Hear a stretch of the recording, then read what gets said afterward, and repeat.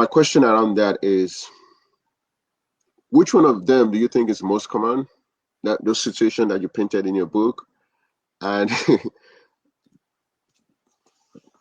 any ways you've actually get out of such situation in the past?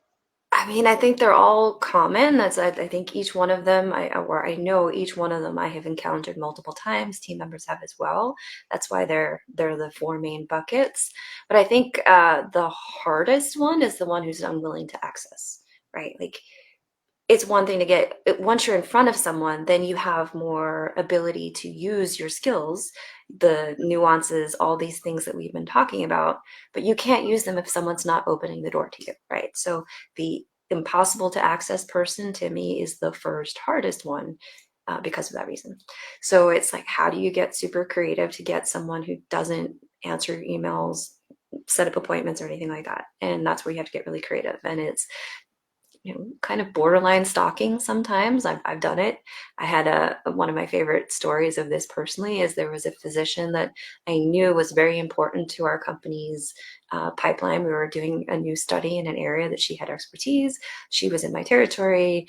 I'd seen her name on a million lists. Like I knew that she was going to actually be interested in talking to me, but I couldn't get any way to figure out how to communicate with her. I sent her all these emails, I called her office, these things, and I just wasn't getting through.